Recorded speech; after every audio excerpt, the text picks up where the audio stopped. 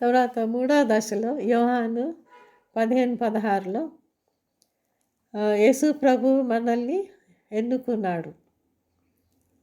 మనం వెళ్ళి ఫలించాలి అని ఆయన మనల్ని ఎన్నుకున్నాడు. సో ఫలించడము అంటే మల్టిప్లికేషన్, రిప్రొడక్షన్, మళ్ళీ మనం ఆత్మలను సంపాదించడం.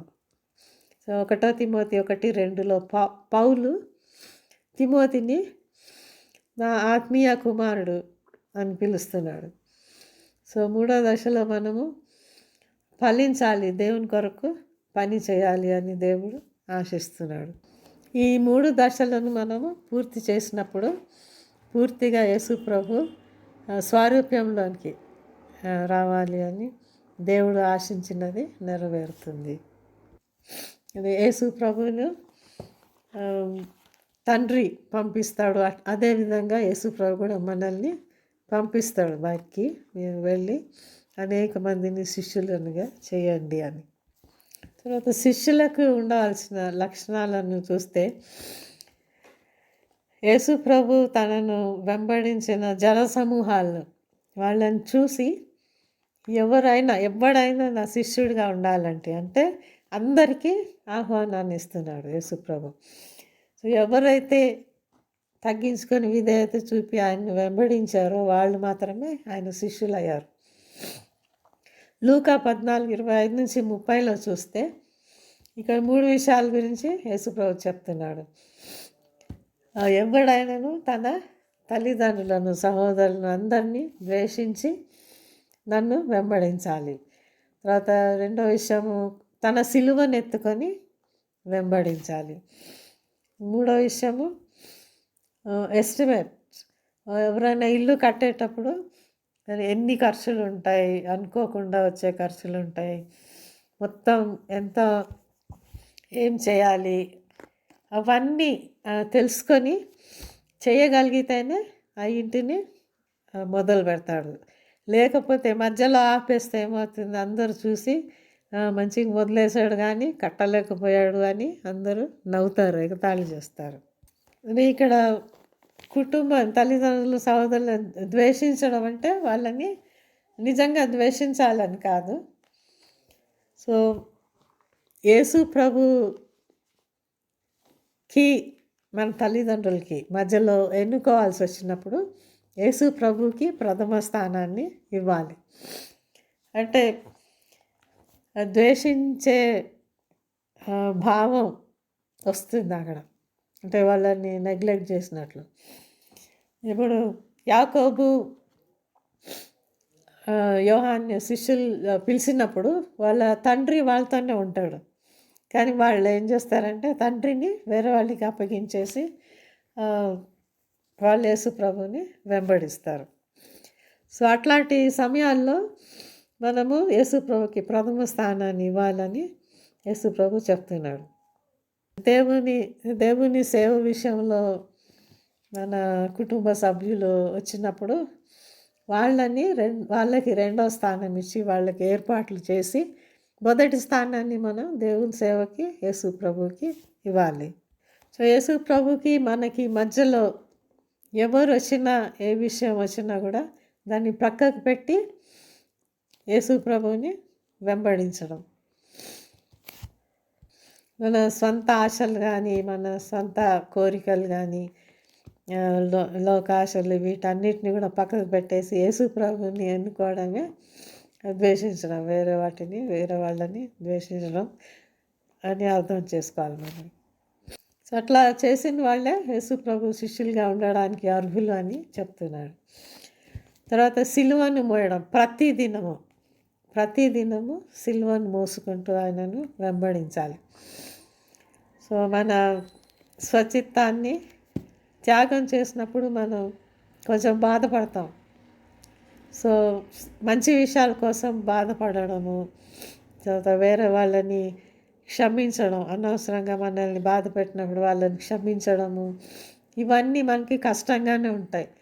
సో ఇట్లాంటి విషయాల్లో మనం ఈ సిలువను ఎత్తుకొని నడవడం అన్నట్టు, బాధపడడం, మంచి కొరకు, దేవుని కొరకు బాధపడడం. అది మన ఇంట్లో కావచ్చు, మనం పనిచేసే స్థలంలో కావచ్చు, సమాజంలో కావచ్చు, ఎవరైనా సరే ఇప్పుడు మనం పనిచేసే స్థలంలో మనం చాలా సిన్సియర్గా పనిచేసి టైంకి వచ్చి అన్నీ చేస్తూ ఉంటాం కష్టపడి. కానీ వేరే వాళ్ళు టైంకి రాకుండా దొంగగా వచ్చి తర్వాత వాళ్ళ గురించి గొప్పగా చెప్పుకొని కొంతమంది ఉంటారు అట్లా సంతోషపెట్టాల యజమానులని. అట్లాంటప్పుడు వాళ్ళు యజమానులు నమ్మినప్పుడు మనం చాలా బాధపడాల్సి వస్తుంది.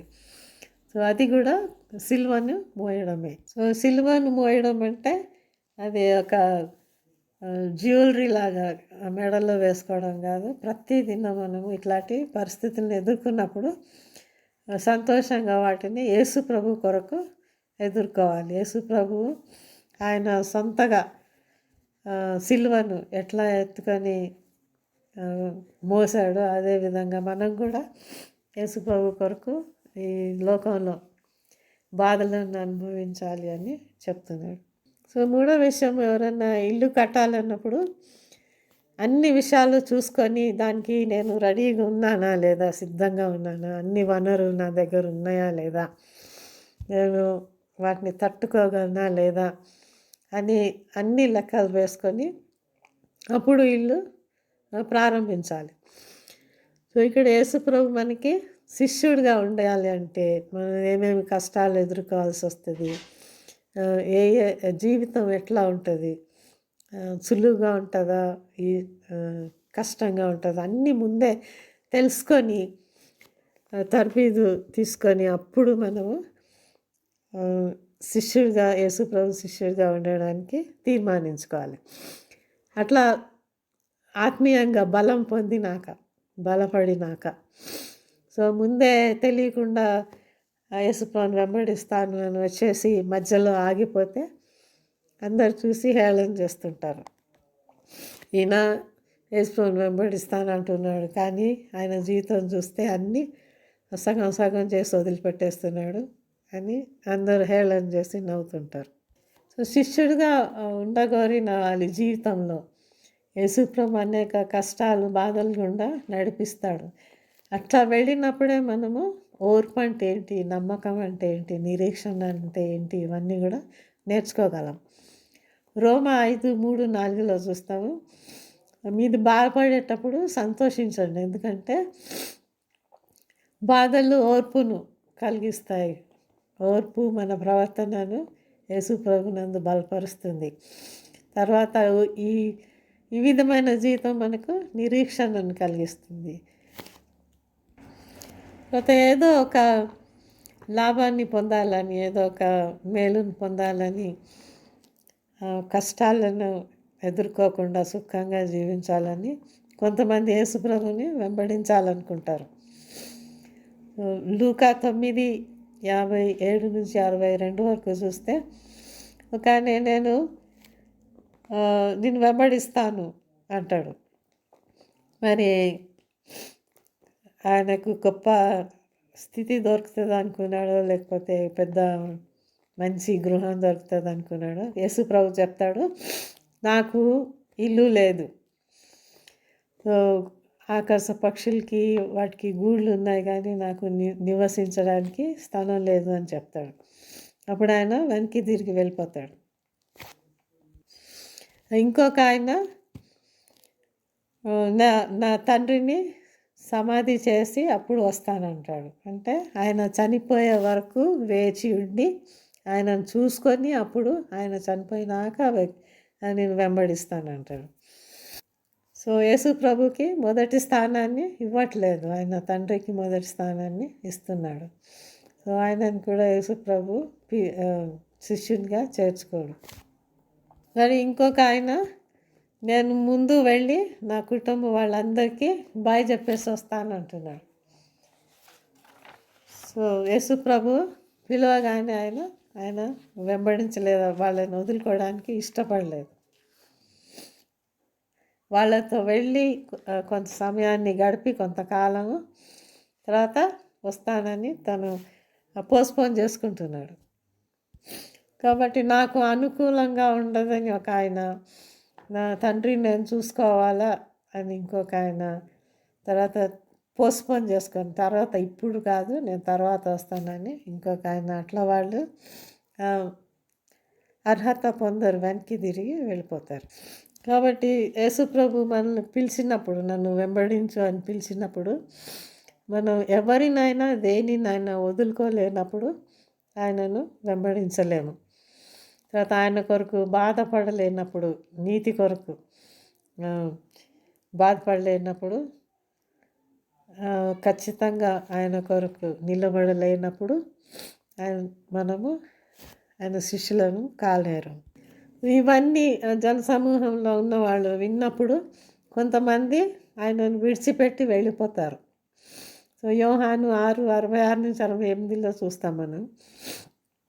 అప్పుడు యేసు ప్రభు ఆయన శిష్యులను అడుగుతాడు, మీరు కూడా వదిలిపెట్టి వెళ్ళిపోతారా అని.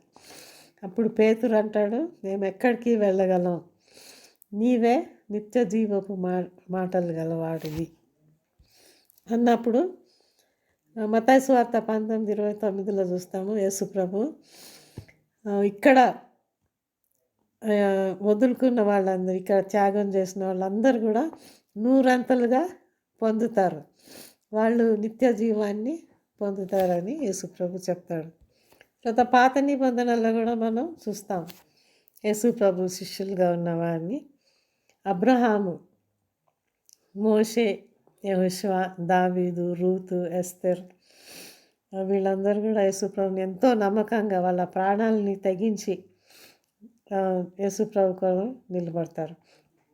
చూద్దాం, దానియేలు ఆయన స్నేహితులు కూడా చావడానికి కూడా సిద్ధమయ్యి ఆయన దేవునికి లోబడి ఆయనను వెంబడిస్తారు. చూద్దాం, యేసుప్రభు దగ్గర శిష్యులుగా చేరిన వారికి యేసుప్రభు ఏ విధంగా మన అనుదిన జీవితంలో ఏ విధంగా జీవించాలి, ఏది ముఖ్యమైనది, అవన్నీ కూడా నేర్పిస్తూ ఉన్నాడు. యేసుప్రభు బోధించిన విషయాలు మనం సువార్తల్లో చూస్తాం. సో ప్రార్థన ఎట్లా చేయాలి, పరిసయుడు పాపి ప్రార్థన చేసే దాంట్లో, సుంకరి పాపి ప్రార్థన చేసే దాంట్లో చూస్తాం మనం. మనల్ని మనం తగ్గించుకొని మన స్థితిని గుర్తెరిగి యేసుప్రభు దగ్గర ప్రార్థన చేయాలి. సో దేవుడు మనకు అప్పగించిన ప్రతి దానికి మనం లెక్క అప్పగించాలి ఆయనకి. తలాంతులు ఉపమానంలో చెప్తాడు, ఎట్లా ఏ విధంగా ఆయన కోసం మనం తలాంతులను వాడాము, దాని గురించి మనం దేవునికి లెక్క చెప్పాలి. తర్వాత దేని గురించి కూడా మనం చింతపడకూడదని చెప్తాడు. పక్షులని గురించి చెప్తాడు కదా, వాటికి దేవుడే ఆహారాన్ని దయచేస్తున్నాడు, కాబట్టి మీరు పక్షుల కంటే విలువైన వాళ్ళు. ఆ బాధ, చింత అంతా కూడా ఆయన మీద వేయాలని చెప్తున్నాడు. ధనవంతుడు లాజరు గురించి చెప్తూ ఆయన వేరే వాళ్ళ మీద మనం జాలి కలిగి మనకు కలిగిన దాంట్లో వాళ్ళకి ఇవ్వాలి, బీద వాళ్ళకి సహాయం చేయాలని చెప్తున్నాడు. ధన్యతల గురించి చెప్పుకుంటూ ఆత్మవిషయమై దీనులంగా ఉండాలి, గర్వం కలిగి ఉండకూడదు, వాళ్ళు ధన్యులని చెప్తున్నారు. తర్వాత దుఃఖపడేవాళ్ళు అంటే ఎవరు దుఃఖపడుతున్నారో వాళ్ళతో పాటు మనం కూడా వాళ్ళ దుఃఖంలో పాలు పొందాలి. తర్వాత యేసు ప్రభు కోసం హింసించబడేవాళ్ళు ధన్యులు, వాళ్ళందరినీ కూడా యేసు ప్రభు దీవిస్తాడు, ఆశీర్వదిస్తాడు.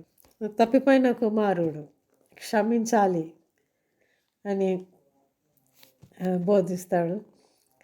తర్వాత మన ఎవరిని కూడా తీర్పు తీర్చకూడదు, ఎందుకంటే మనలో కూడా లోపాలు ఉంటాయి, కాబట్టి తీర్పు తీర్చొద్దు అని చెప్తాడు. సో ఈ లోకంలో ధనాన్ని కూర్చుకోవద్దు, పరలోకంలో ఆత్మీయ విషయాల్లో ఎక్కువ సమయాన్ని గడిపి పరలోకంలో మీకోసం ధనం కూర్చుకోండి అని చెప్తాడు.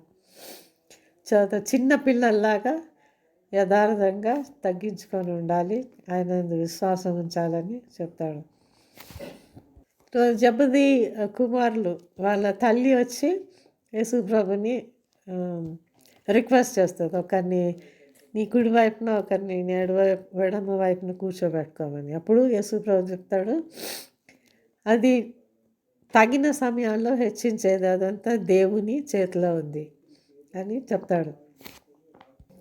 ప్రతి ఒక్క అంజూరపు చెట్టును చూసి అది కాయలు కాయినప్పుడు దాన్ని శపిస్తాడు. సో మనము యేసు ప్రభు కోసం ఫలించకపోతే అది మనకు శాపం అవుతుంది. ఇట్లాంటి అనేక విషయాలను యేసు ప్రభు ఉపమానాల రీతిలో శిష్యులకు బోధించాడు.